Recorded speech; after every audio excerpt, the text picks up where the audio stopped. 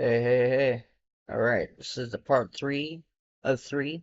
Now I'm gonna tell you how all these indicators come together and how you can use them in my strategy to get literally uh literally 100% perfect readings for at least three or more 15-minute markets at a time. So three 15-minute Bitcoin Kalshi markets at a time in either direction.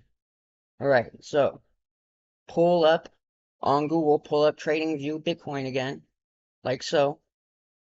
And I want you, when you pull it up, I want you to go over to the left side where the settings are on your indicators, and I want you to hide your EMA, your 9 and 21 EMA. I want you to hide your Bollinger Bands, and you can leave your volume up, okay? And if you're smart, honestly, you just hide your volume for now while you get used to the Bollinger Bands and the EMAs. So, so now you're gonna pull up your indicators, right? After you have those other indicators hid, so you have no indicators showing on your screen. And I want you to type in RSI, right? And when you type in RSI, you'll see it'll look like something like this: technicals, and then it'll say all these, and then it'll say below community, the stochastic, whatever it is, RSI, the stoch. I'm gonna say stock RSI. I put a star. I would always star that one because that's gonna put it in your favorites, so it's easier to find later if you accidentally take it off or delete it. Then you'll be able to find it instantly without having to type in all this information. It'll just be under your favorites. So star it and then click it. Once you click it, it should pop up on your screen, right? And this is what you'll see. So, how this works is, oh, and by the way, my name is Jeffrey, and this is for educational purposes only. This is not financial advice. This is for educational purposes only, not financial advice. Sorry, folks. And please subscribe and like this video and comment if you get a chance. You know what I mean? That's what will keep me paid. And it'll keep these videos free and keep my live segments free. And I'll start doing them more often. The more people ask for them and subscribe and stuff. So, all right. So basically, we're already at the we're already at the indicators. We already picked it, right? So basically, whenever the indicator, whenever it's above 80, really, I like it to be above 90 or 100, but whenever it's above 80, that means overbought, oversold. So be expecting a downward, be expecting to go back downward. So be expecting the next candle, once it's above 80 or 100, once both these lines are above 80 or 100, expect the next candle to be down, the next 15-minute candle to be down. So you be able to predict the next downward candle before it happens. That's the goal here, to be able to predict what the next market will be. There will be up or down before the 15-minute market starts on Kalshi, and that's what I'm promising you that I'll be able to do with a 95% accuracy. No, like a 99% accuracy. It just depends. Or with more practice, you'll get better at it. At first, it might be hard, but it'll for sure work. But with more practice, you'll get better and better at it. So, and I'm going to tie all these indicators together in this video and tell you how they all work together to be able to use my strategy. Because these indicators alone aren't my strategy. All done together are my strategy. Okay, so when it's above 80 to 100, that means it's overbought. So you're expecting it to go downward. You're expecting the market to start going down more. And when it's below 20, or I like it to be below 10, or sometimes at zero, around zero. That means you're expecting it to go back up. You're expecting the market to go back up very soon, if not immediately in the next candle. So that's how they work. Okay, so I like to make this a little bit smaller down here because I just care what number it's at, really. You don't really care what it looks like, except for you do, because if both lines are pointing down, then it's most likely going down. You might have like a green candle here and there. You might have like, three green, three red, and then one green, and then more red, But like you're gonna have green candles because the market goes up and down constantly, up buyers and sellers. People are constantly throughout the world are buying and selling Bitcoin. So so I get this really small, right? And your other indicators you can't see because you can't have three at a time, like I said before. So you have to hide one of these to have the other one up. So I'm gonna tell you how all three of these indicators work together to be able to tell you what's what the next 15-minute candle is gonna be when these happen. So what do you do is so you start. I like to start at the Bollington bands, right? Where are you at on the Bollington band? Okay, we're in the middle. That's no good. You either want it to be at the top or at the bottom of the band. So let's say it's at the very top of the band, right? All right, so you want it to be at the top or the bottom of the band, right? So scratch what I just said, all right? So you want it to be at the top of the band, top of the bottom of the band. All right, so this is what a perfect setup would be. So let's say these just crossed upward, right? If they just crossed up and the price, this was at the bottom of the band, right? And these just crossed up, those two. So you want it to be at the top or the bottom of the band. So if you wanted to guess it's going to go down, you want it to be at the very top of the band, the price to be above the band or at the very top of the band, right?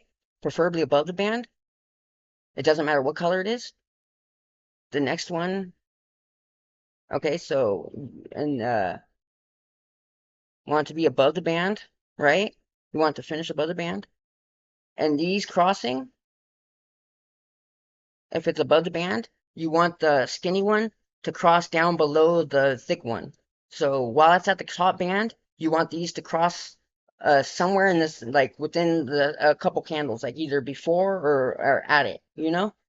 And so usually it's gonna be like a couple candles before, maybe like or right then and there. So you want it to cross downward, the thin one to cross below the thick one, and you want it to be at the top of the band, right, or above it, and you want them to be crossing, right? The thin one below the thick one, the 9 below the 21, and you also want the starch or RSI to be at 100. If you have all three of those indicators are like that, above 80, the starch RSI is above 80, then if all three of those indicators are like that, the next 3 to 5 candles are going to be green. So and how do you that's my strategy basically. You wait for that exact moment for when all three of those indicators are pointing to that, all three of those indicators are aligned, and that's when you wait for the next candle to happen and for it to you wait no you don't wait for the next candle to happen. What you wait for is it for this candle to close right here above this one, right? And then you guess for the next one to be down, right?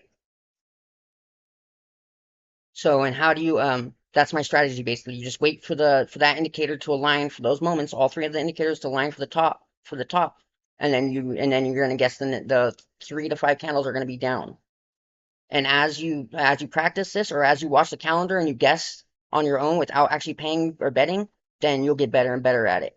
I notice as I watch these candle charts and I use the indicators to watch candle charts and I write down what my guess would have been and what my answer would have been and what my bet would have been, then and I write down if I was right or wrong. I practice basically on paper and it helps a lot, honestly.